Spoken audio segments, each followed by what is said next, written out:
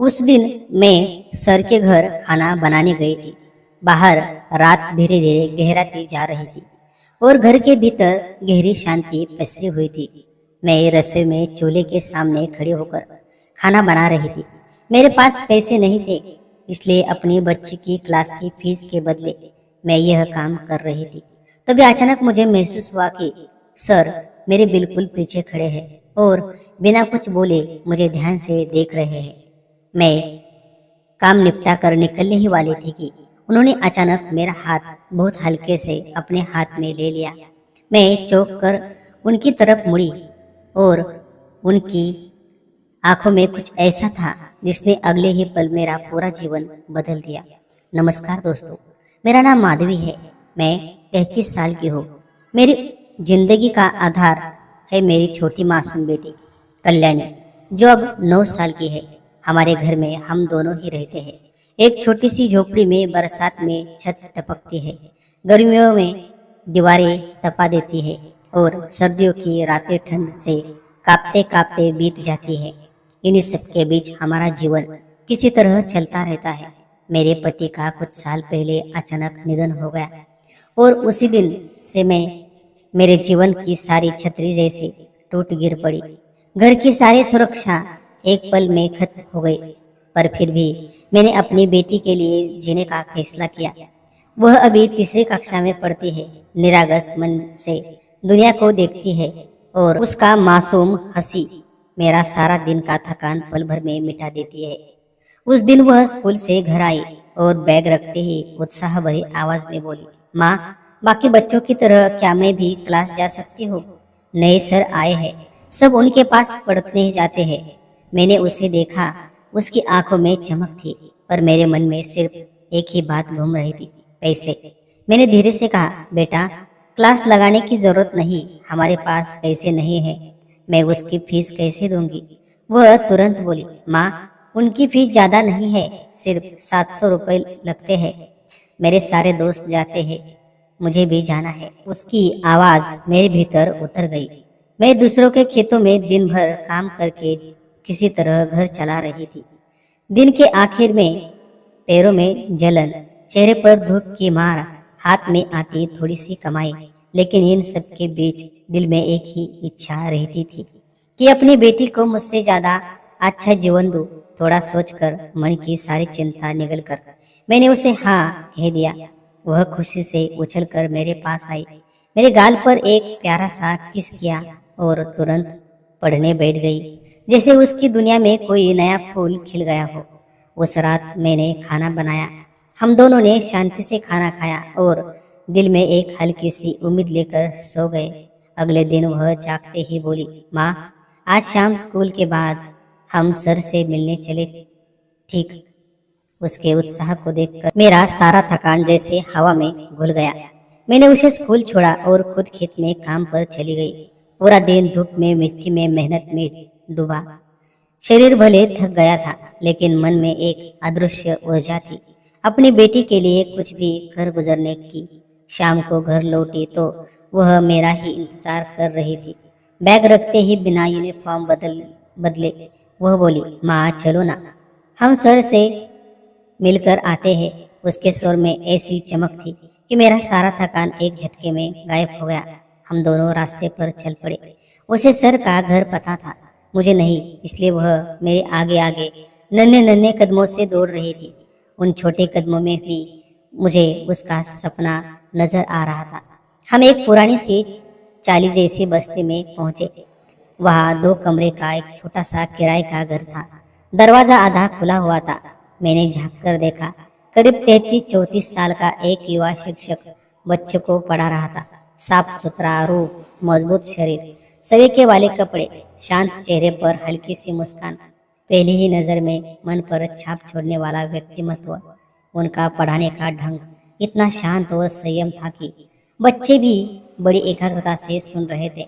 मैं कुछ क्षण यूं ही खड़ी रही, अजनबी होते हुए भी उस व्यक्ति में एक सादगी, एक पवित्रता और एक अजीब सी सहजता थी जो मन को खींच लेती थी। शायद पहली बार ऐसा हुआ कि मैंने किसी अनजान पुरुष को इतने ध्यान से देखा। वह कुछ पल रुक कर मुझे देखने लगे उनकी आंखों में एक ऐसी गहरी शांति थी कि मुझे जाने क्यों उन पर भरोसा सा महसूस होने लगा। एक पल को तो मुझे ऐसा भी लगा कि शायद मैं थोड़ी सलीकेदार और सभ्य लगती हूँ, इसलिए उन्होंने मुझे देखा होगा।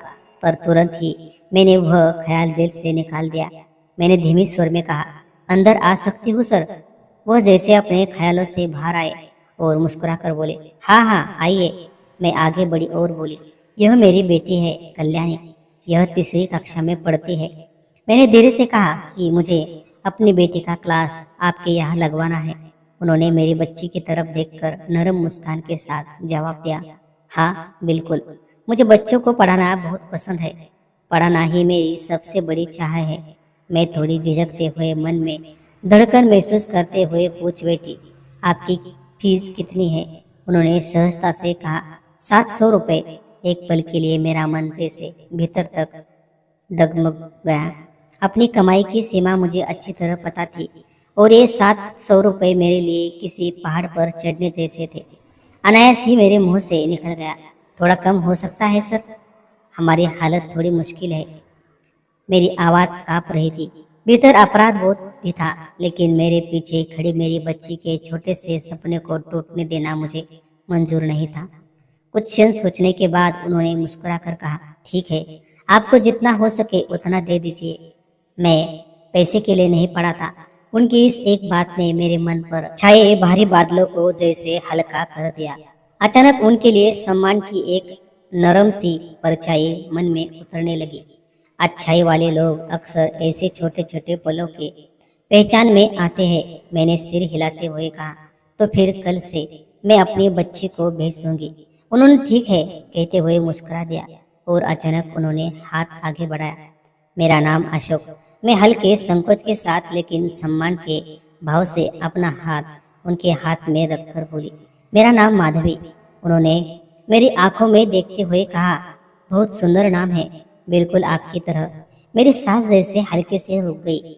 मैं अनायास ही हल्की सी मुस्कुरा दी और झेप कर अपना हाथ पीछे कर लिया, क्योंकि इस तरह की तारीफ की मुझे आदत नहीं थी।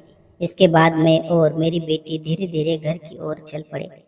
मेरी बेटी तो इतनी खुश थी कि रास्ते भर नाचती हुई जा रही थी। उसके चेहरे की चमक में देख मेरा सारा थकान गायब हो गया। वो देखने में शांत लेकिन भीतर से बहुत उत्साही बच्ची थी। उसे वास्तव में क्लास की जरूरत नहीं थी, क्योंकि वह पहले से ही काफी तेज थी, लेकिन उसका मन कुछ नया सीखने को लालायित था और बाकी बच्चों को जाते देख उसे भी उसी समूह का हिस्सा बनना था।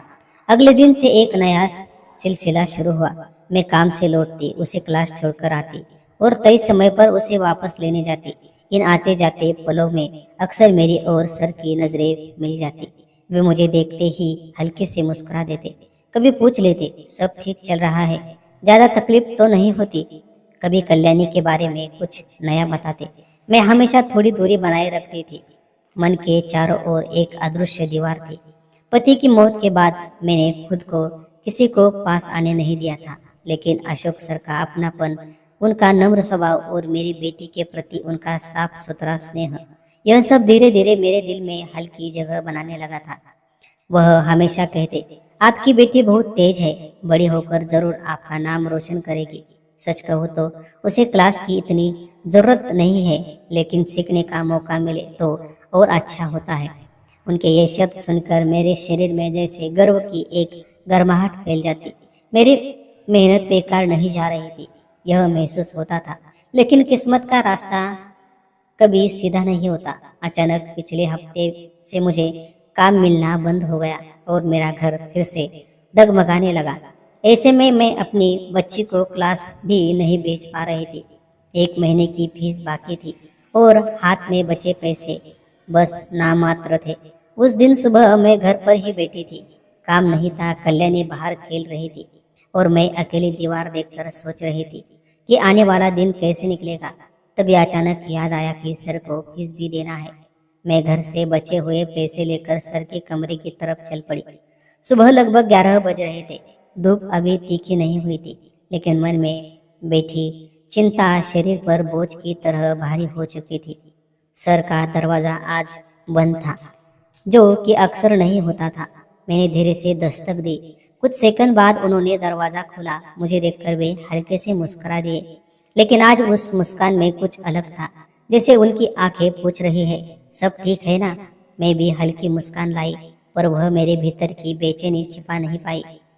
उन्होंने कहा, आइए, अंदर आइए, और मैं चुपचाप भीतर चली गई। उन्होंने हमेशा की तरह मुझे सोफे पर बैठने को कहा, पानी दिया और बहुत नरमी से कहा, पीजिए। पानी का गिलास पकड़ते समय मेरा हाथ कंप रहे थे। घर की खराब हालत, पिछले हफ्ते की खाली जेब और आज फीस के बारे में उनसे कहना, ये सब मन में एक साथ उमड़ आया था। उन्होंने सीधा सवाल किया, आपने कल्याणी को पूरे हफ्ते से भेजा नहीं, कुछ हुआ क्या? उनकी आवाज में इतनी साफ चिंता थी कि वह मेरे दिल को कई गहराई से छू गई। मैंने कुछ क्षण खामोश बैठी रही और फिर अपनी छोटी सी पर्स में हाथ डालकर बड़ी सावधानी से मोड़कर रखे हुए फीस के पैसे निकालकर उनके हाथ पर रख दिए। उन्होंने उस वक्त मेरी तरफ जिस नजर से देखा, मानो मेरे भीतर छिपी सारी हलचल वो एक झटके में पड़ रहे हो। उन्होंने बहुत शांत स्वर में पूछा, लेकिन बच्ची को क्लास क्यों नहीं भेजा? आपने बताया नहीं। मैंने धीमे, लगभग टूटे हुए स्वर में कहा, सर, पिछले 10-15 दिनों से मुझे बिल्कुल भी काम नहीं मिला। घर की हालत बहुत खराब हो गई है, इसलिए उसे भेज नहीं सकती। पैसे भी नहीं थे, लेकिन इस महीने जो थोड़े बहुत बचे थे वही लेकर आए हो। मेरे शब्द सरल थे, पर दिल में भरा दर्द उन शब्दों के पीछे धड़क रहा था। मैं जो रुपए उनके हाथ पर रख रही थी वह भी जैसे मुझे भारी लग रहे थे, पर उन्होंने वह पैसे लेने से साफ इनकार कर दिया। बल्कि दोनों हथेलियों से वह पैसे धीरे से वापस मेरी हथेली पर रख दिए। मैं हैरानी से उन्हें देखती रह गई। उन्होंने दृढ़ लेकिन बेहद नरम आवाज में कहा, रहने दीजिए, पैसे के लिए नहीं पढ़ा था, बच्चे सीखे, उनकी जिंदगी सुधरे इसलिए पढ़ाता हूँ। और आपका घर किस हाल में है यह तो देखने से ही पता चल रहा है। मैं उसे मुफ्त में पढ़ा दूंगा। उनकी इस एक बात ने मेरी आंखों में तुरंत पानी भर दिया। मेरी जिंदगी में ऐसे निर्मल दिल वाले लोग कम ही मिले थे, लेकिन मैं अपने आंसू रोकते हुए बोली, नहीं सर, इतनी मदद मत कीजिए, ये पैसे ले लीजिए। उन्होंने फिर भी हाथ हिलाकर साफ मना कर दिया। उसी नम्रता और उसी सादगी के साथ मेरे भीतर अचानक कई भाव एक साथ उठे, थोड़ा दर्द, थोड़ा संकोच और थोड़ा सा गहरा आत्मसम्मान। मैंने अपनी कमर सीधी करते हुए आवाज को जितना स्थिर रख सकी उतना रखते हुए कहा, अगर आपके पास कोई काम है तो कहिए, मैं कर दूंगी। मैं मुफ्त की शिक्षा नहीं लूंगी, मुझे किसी के ऐसा नहीं चाहिए। मैं अपनी बच्ची के लिए खुद लड़ूंगी, इसलिए आप पैसे ले लीजिए। मेरी आवाज कम कपाती थी, पर उसमें एक डूबा हुआ स्वाभिमान भी था। जिंदगी ने मुझे यही सबसे बड़ा सबक दिया था कि चाहे जितना कठिन समय हो, सम्मान कभी नहीं छोड़ना है। मेरे इन शब्दों के बाद कमरा कुछ पल बिल्कुल शांत हो गया। उस खामोशी में मेरे दिल के सारे भाव गहराई से उतर रहे थे। उन्होंने मेरी ओर देखा और बेहद ईमानदार कोमल मुस्कान दी। फिर उन्होंने धीरे से पूछा, तो मुझे बताइए, मैं आपको कौन सा काम दूं? उनके स्वर में सच्चाई थी और वह सरलता मेरे अंदर किसी अनजानी गर्माहट की तरह उतरती गई। मैंने थोड़ा साहस लेकर कहा, आप अकेले रहते हैं ना? उन्होंने सिर हिलाकर कहा, हाँ, अभी तो अकेला ही रहता हूँ। मेरे माता पिता गाँव में रहते हैं। मैंने अगला सवाल किया, तो आपके खाने का क्या कौन बनाता है? वे हल्का सा हंसे और बोले, मैं खुद बना लेता हूँ। समय मिले तो ठीक से बना लेता हूँ, नहीं तो जो मिलता है वही खा लेता हूँ।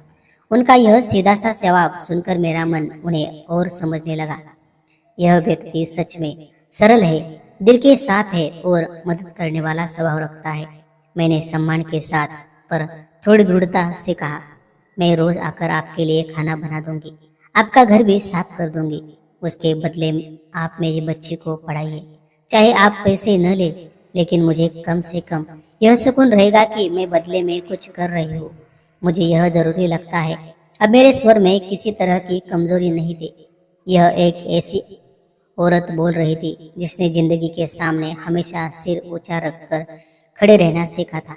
मेरे शब्द सुनकर वह एक क्षण के लिए चुप रहे, फिर उन्होंने चेहरे पर एक शांत बेहद सच्ची मुस्कान फैल गई।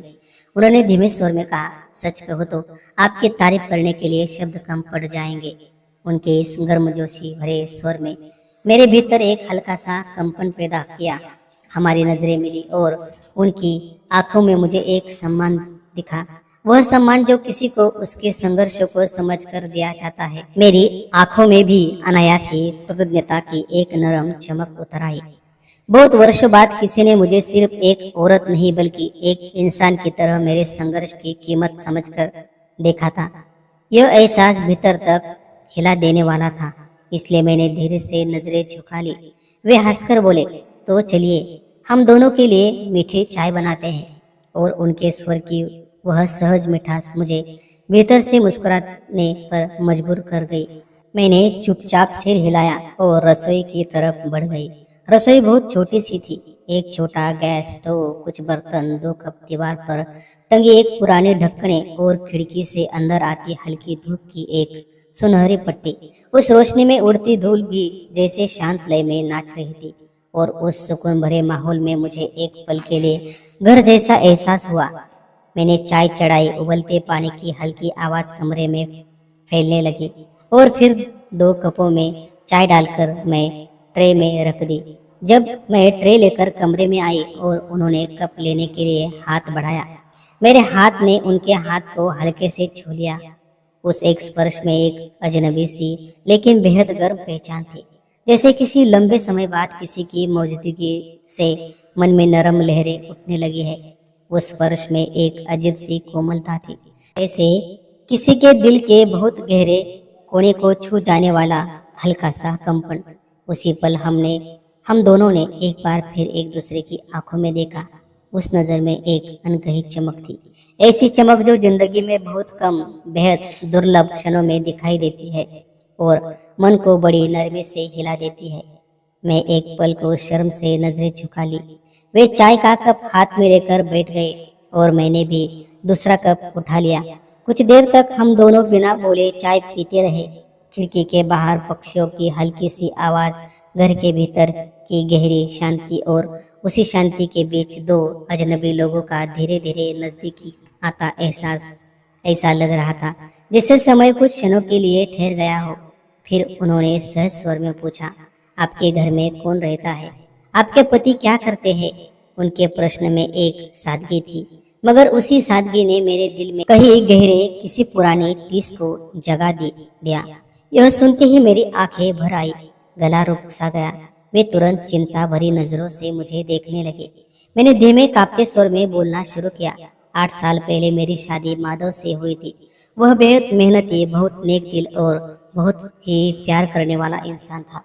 उसके घर की हालत भले साधारण थी, लेकिन उसने मुझे कभी किसी चीज की कमी महसूस नहीं होने दी।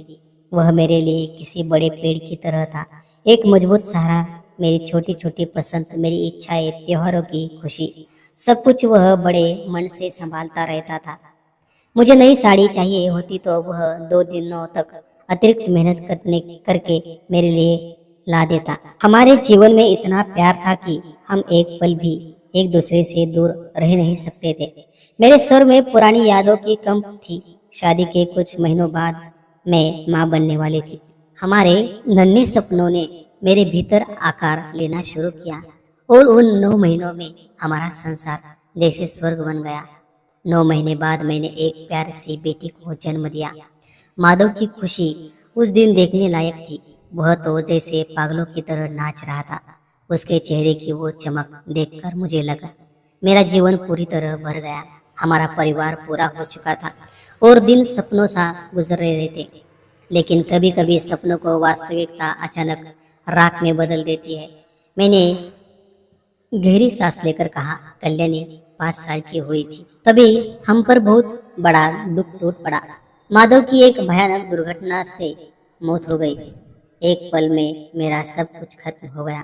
मेरा संसार बिखर गया, मेरी दुनिया ढह गई और मैं अपनी छोटी सी बेटी को लेकर बिल्कुल अकेली रह गई। उस दिन के बाद जिंदगी ने मुझे नए सिरे से जीना सिखाया, लेकिन उस सीख में हर कदम आंखों के आंसुओं और संघर्षों की लकीरों से भरा था। फिर भी अपनी बच्ची के लिए मुझे खुद को मजबूत बनाना पड़ा। पिछले 2 सालों से मैं धीरे धीरे उसकी यादों को अपने भीतर कहीं सुरक्षित शांत शांत कोने में रख देने की कोशिश कर रही हूँ, लेकिन कुछ यादें कभी जाती नहीं। मेरी आंखों से आंसू खुद ब खुद बह निकले, जिन्हें मैंने हथेली के पीछे वाले हिस्से से धीरे से पोंछ दिया।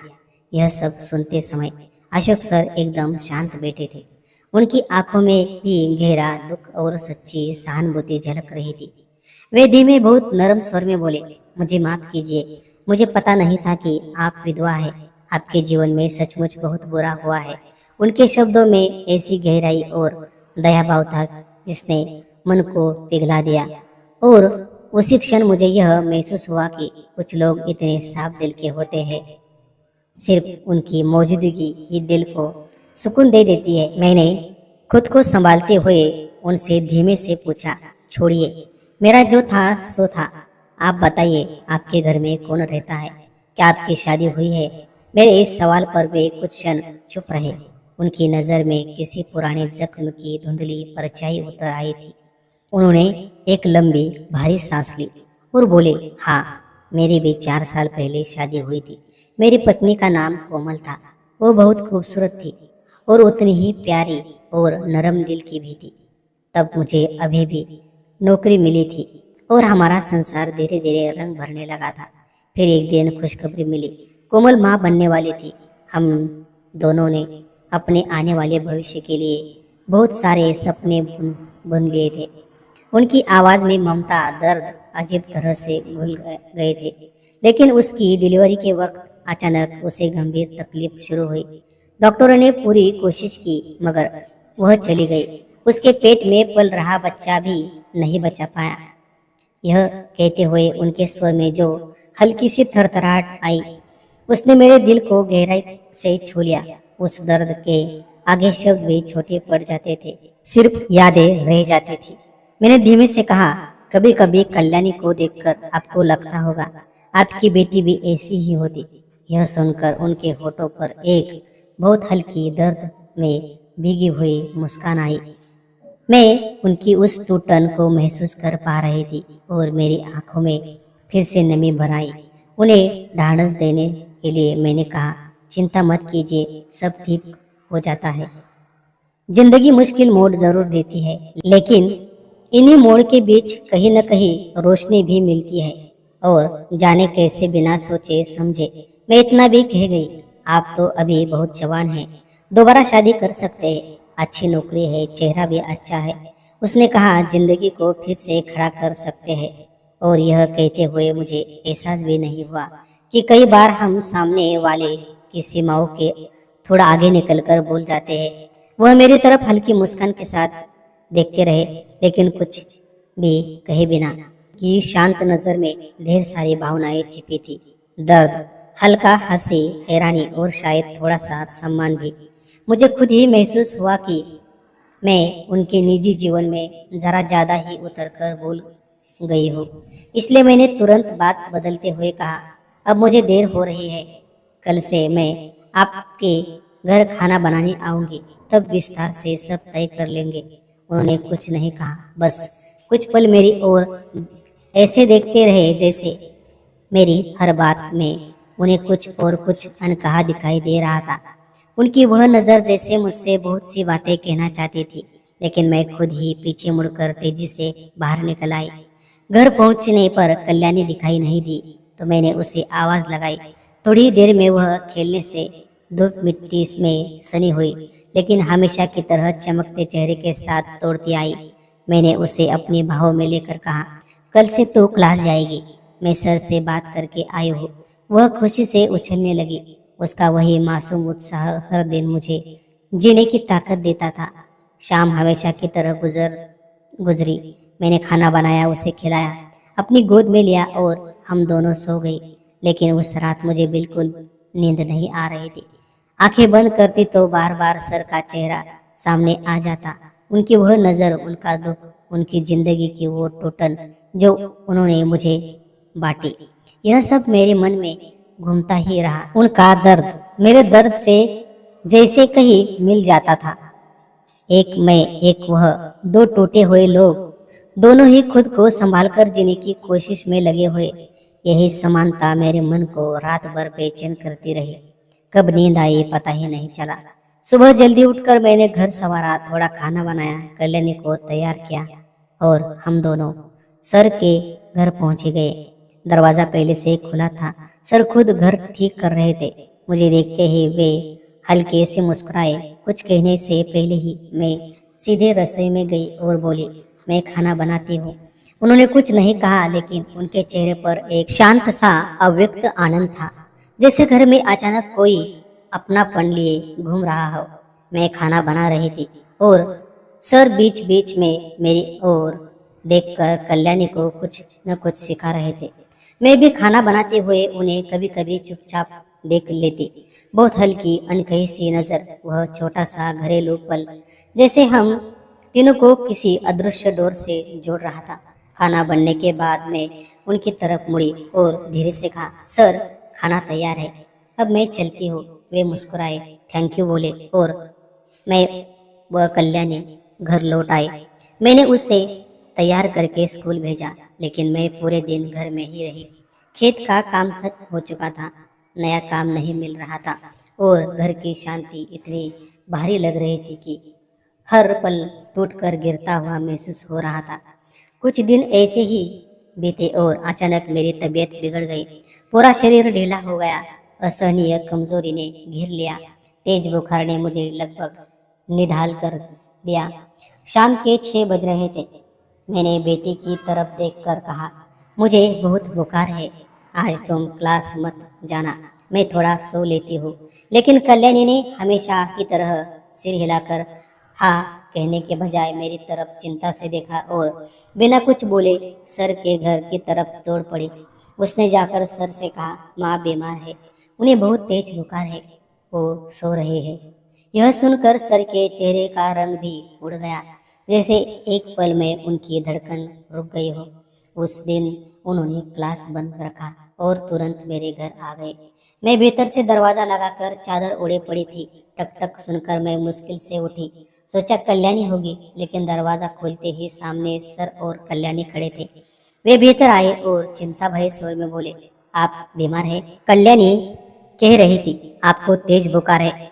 वे मेरे पास आए और बहुत ममता से मेरे माथे पर हाथ रखा। वह स्पर्श इतनी गर्माहट और इतनी सच्ची चिंता से भरा हुआ था कि एक क्षण को मेरी सांस थम गई। उनके हाथ की वह नरमी मुझे कई सालों बाद भुला दी गई। मोहब्बत और देखभाल जैसा एहसास दे गई। लेकिन वे तुरंत अपना हाथ पीछे खींचते हुए बोले, अरे आपको तो बहुत तेज बुखार है, डॉक्टर को दिखाया? मैंने मुश्किल से उठकर बैठते हुए बोली, नहीं, कल जाऊंगी। उनका चेहरा तुरंत कठोर हो गया। उन्होंने पहली बार थोड़े सख्त स्वर में कहा, नहीं, कल नहीं, अभी अभी हम अस्पताल चलते हैं। उनकी आवाज में गुस्सा नहीं था, सिर्फ गहरी चिंता थी। मैं कुछ बोल ही नहीं पाई। उन्होंने मुझे सहारा देने के लिए मेरे बाजू के नीचे अपना हाथ रखा। उनके हाथ की मजबूती मेरे कमजोर शरीर के लिए जैसे उस वक्त का एकमात्र सहारा बन गई थी। हमारे छोटे से गांव में एक ही अस्पताल था। सर, मैं और मेरी बेटी, हम तीनों ही शांत रात के अंधेरे को चीरते हुए वहां पहुंचे। रास्ते सुनसान थे, हवा की हल्की ठंडी लहरें बढ़ रही थी, मेरे कदम लड़खड़ा रहे थे। शरीर में बिल्कुल जान नहीं थी, लेकिन सर का हाथ मेरे हाथ को मजबूती से थामे हुए था। उस पल मुझे महसूस हुआ कि कभी कभी कुछ अनजाने रिश्ते इतनी गहराई से सहारा दे जाते हैं कि खुद को भी यकीन नहीं होता। हम अस्पताल पहुंचे। डॉक्टर ने मेरी जांच की और गंभीर स्वर में कहा, रक्त की जांच करनी पड़ेगी, बुखार बहुत तेज है। तुरंत ही उन्होंने खून लिया और हम तीनों रिपोर्ट का इंतजार करते हुए रहे। वे मिनट इतने भारी थे कि हर सेकंड मुझे 1 घंटे जैसा लग रहा था। आखिर रिपोर्ट आई। डॉक्टर ने मेरी ओर देखते हुए कहा, आपके प्लेटलेट्स काफी गिर गए हैं, स्थिति गंभीर है, आपको 2-3 दिन भर्ती रहना ही पड़ेगा। घर जाकर संभव नहीं है, ध्यान नहीं रखा तो बुखार और बढ़ेगा। उनके शब्द मेरे दिल पर किसी भाले की तरह चुभ गए, जैसे किसी ने भीतर से सांस खींच ली। मैं कांपते स्वर में बोली, डॉक्टर, मेरी एक छोटी बच्ची है, मेरा सहारा कोई नहीं, मैं अस्पताल कैसे रुकूं? मेरे शब्द कांप रहे थे। मैं और कुछ कहती इससे पहले ही सर ने अचानक मेरे होठों पर हल्की उंगली रखी। वह स्पर्श कठोर नहीं था, लेकिन उसमें एक दृढ़ भरोसा था। और वे डॉक्टर की तरफ मुड़कर दृढ़ आवाज में बोले, डॉक्टर साहब चिंता मत कीजिए, मैं हूँ, मैं रुकूंगा इनके साथ, आप इन्हें भर्ती करिए, हम संभाल लेंगे। उनके इन शब्दों ने मेरी आंखों में रोक न रखने वाला आंसू भर दिया। मैंने उनकी तरफ देखा और वे भी मेरी तरफ ही देख रहे थे। उनकी नजरों में मुझे एक अनकही खिंचाव दिखाई दी, एक नरमाहट, एक ऐसा बंधन जिसकी हल्की सी झलक दिल में उतर गई। उसी क्षण मेरे मन में एक बड़ा सवाल उठा, यह इंसान कौन है, मेरे लिए इतना क्यों कर रहा है? और सबसे बड़ा सवाल, मैं और वह, हमारे बीच आखिर यह रिश्ता क्या है? फिर भी वह मेरे लिए वही खड़े रहे। मेरे और मेरी छोटी बच्ची के लिए डॉक्टर ने मुझे भर्ती किया, सलाइन चढ़ाई, इंजेक्शन दिया और दवाओं की वजह से शरीर सुन्न लगने लगा। रात में बुखार और तेज हुआ, शरीर भारी पड़ गया, आंखें बंद चाहकर भी बंद नहीं हो रही थी, लेकिन मन में एक ही छवि घूमती रही, अशोक सर का मेरा हाथ थामे रहना, उनकी चिंता, उनका स्नेह और वह जिम्मेदारी जो उन्होंने बिना बोले उठा ली थी। उन्होंने मेरी बच्ची को अपनी गोद में लिया, उन्हें सहलाते रहे, उसके बालों पर हाथ फेरकर उसे सुला दिया। मैं सलाइन पर लेटी हुई यह सब देख रही थी, एक कमजोर माँ और उसकी नन्ही बच्ची को एक अनजान व्यक्ति का इतना गहरा अपनापन। यह देखकर मेरा दिल भीग गया। मुझे कुछ चाहिए होता तो वह तुरंत उठकर आ जाते, मेरे माथे पर हाथ रखकर बुखार जांचते, मेरे कपड़े ठीक करते। यह सब मैंने कई वर्षों में पहली बार महसूस किया था। रात कब बीत गई पता ही नहीं चला। सुबह जब मेरी आंख खुली तो मुझे थोड़ा आराम महसूस हुआ। हाथ में लगी सलाइन की बोतल खाली हो चुकी थी। मैं उठी तो देखा सर फर्श पर सोए हुए थे और मेरी बेटी उनकी बाहों में डुबकी हुई मासूमियत से सो रही थी, जैसे उसे किसी पिता का सहारा मिल गया हो। यह दृश्य देखते ही मेरी आंखें भर आई। वह पल इतना कोमल, इतना शांत था कि लगा समय वही ठहर गया है। कुछ देर बाद सर जागे। मुझे देखते ही उन्होंने हल्की मुस्कान के साथ पूछा, अब कैसा लग रहा है, थोड़ा ठीक हो? मैंने धीमे से सिर हिलाते हुए कहा, हाँ अब काफी अच्छा लग रहा है। वे उठे, बाहर गए और थोड़ी देर में मेरे और बच्चों के लिए चाय और ब्रेड लेकर लौटे।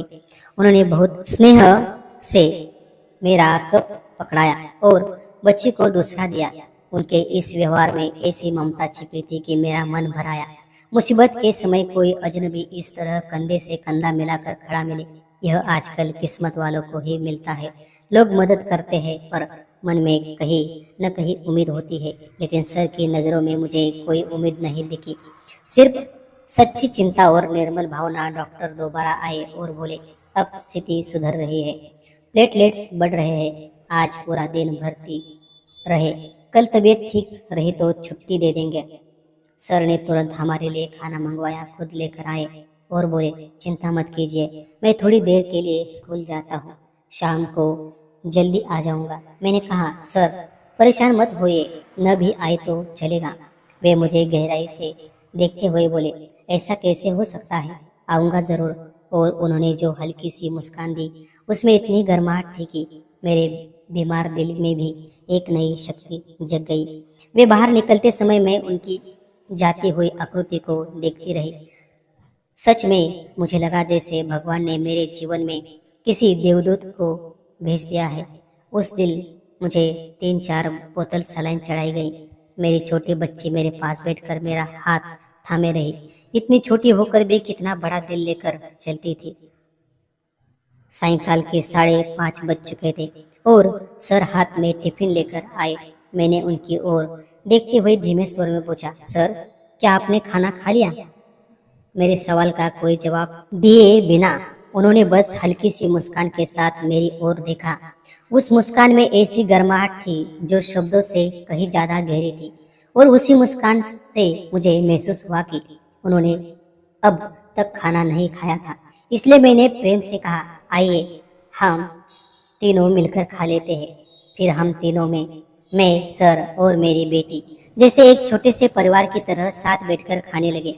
उस पल मुझे महसूस हुआ कि कई वर्षों बाद मेरे जीवन में कोई ऐसा आया है जिसकी मौजूदगी में एक अनकही गर्माहट, एक शांत स्नेह और मन को सुरक्षित करने वाली भावना जो मेरे टूटे हुए संसार के बाद कभी नहीं मिली थी। दिन बीतते गए और मेरी सेहत धीरे धीरे सुधरती गई। अगले दिन डॉक्टर ने मुझे डिस्चार्ज दे दिया और स्कूल खत्म होने के बाद सर खुद रिक्शा लेकर अस्पताल आए। उन्होंने कोई परेशानी महसूस नहीं होने दी।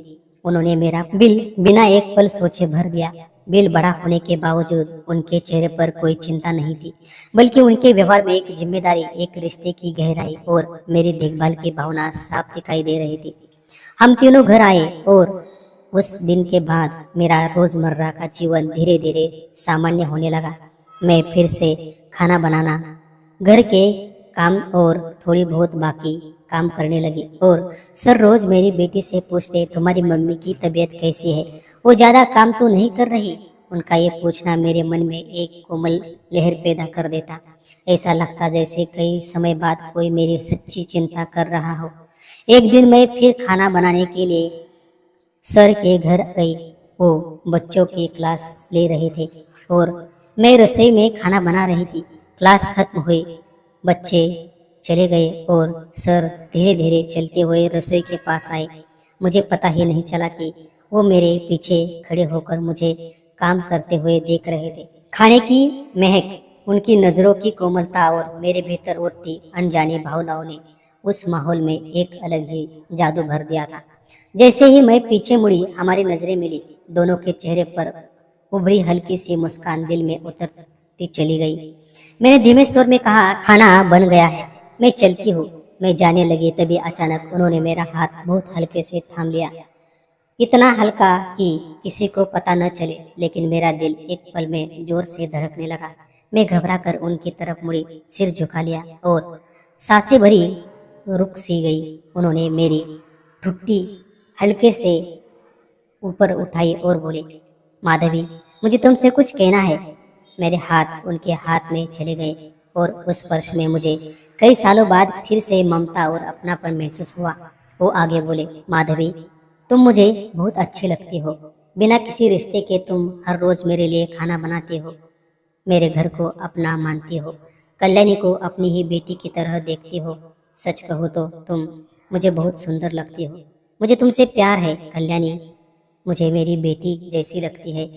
मेरे पीछे आगे देखने वाला कोई नहीं है और तुम्हारे अंदर मुझे अपना पूरा जीवन दिखता है। क्या तुम मेरे साथ उम्र भर रहोगी? उनकी आंखों में चमकते आंसू प्यार के, ममता के और जीवन भर का साथ पाने की चाहत के थे। उस पल मेरा दिल पूरी तरह पिघल गया।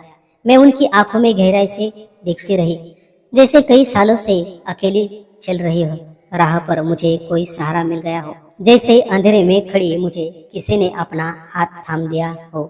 फिर धीरे धीरे हमारे चेहरे करीब आए और हमारे होठ एक दूसरे से हल्के से छू गए।